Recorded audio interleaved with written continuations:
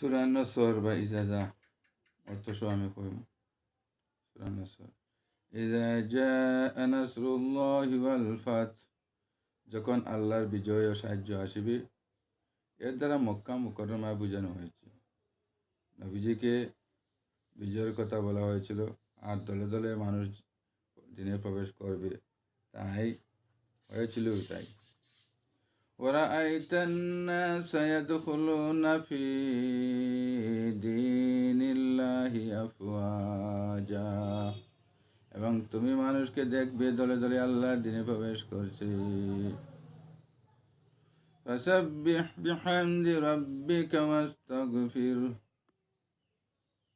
فَسَبِّحْ بِحَمْدِ رَبِّكَ وَاسْتَغْفِرْهُ ইন্নাহু কানা তাওয়াবা।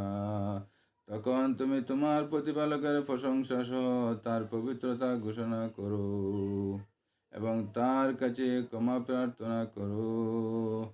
নিশ্চয় তিনি অতি ক্ষমাশীল।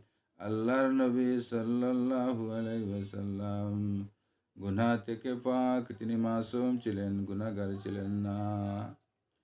তারপরেও কেন বলা হয়েছে গুনার জন্য তওবা করুন, পাপের জন্য তওবা করুন, আর পবিত্রতা সহ তওবা করুন। আল্লাহ আপনার প্রতিপালকের পবিত্র তওবা কেন বলা হয়েছে?